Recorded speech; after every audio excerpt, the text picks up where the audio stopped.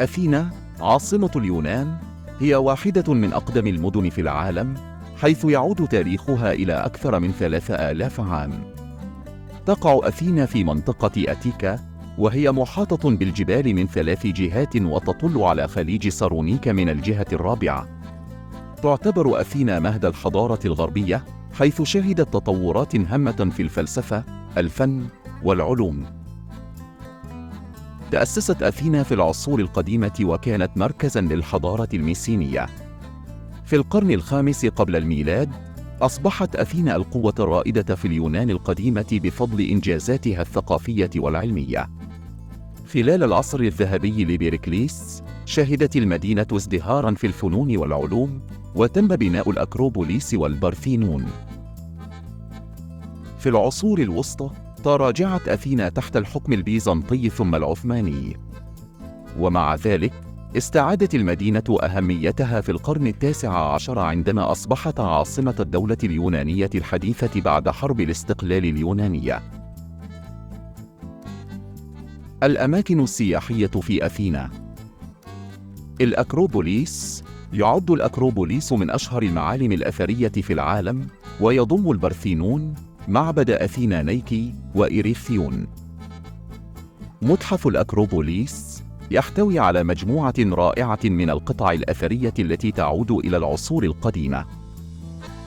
بلاكا حي تاريخي مليء بالشوارع الضيقة والمنازل التقليدية، ويعتبر مكاناً رائعاً للتسوق وتناول الطعام. ساحة سنتشما قلب أثينا النابض، حيث يمكن مشاهدة تغيير الحرس أمام البرلمان اليوناني. معبد زيوس الأولمبي أحد أكبر المعابد في اليونان القديمة. المأكولات التقليدية في أثينا. هورياتيكي سلطة يونانية تتكون من الطماطم، الخيار، الزيتون، البصل، الفلفل الأخضر، وجبنة الفيتا. تزاتزيكي صلصة مصنوعة من الزبادي، الخيار، الثوم، وزيت الزيتون. دولماديس أوراق العنب المحشوة بالأرز والأعشاب. موساكا طبق مكون من الباذنجان، اللحم المفروم، والبطاطس مغطى بالبشاميل. سباناكوبيتا فطيرة السبانخ والجبنة. لوكوميدس كرات العجين المقلية المغطاة بالعسل والقرفة. اليوم أثينا هي مدينة حديثة تجمع بين التاريخ العريق والحياة العصرية.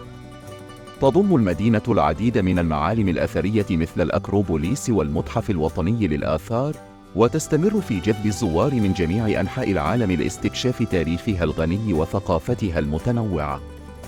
بالإضافة إلى ذلك، تقدم أثينا تجربة طهي فريدة من نوعها تعكس تقاليدها العريقة. من فضلكم لا تنسوا الاشتراك في قناتنا ليصلكم المزيد من الفيديوهات الرائعة.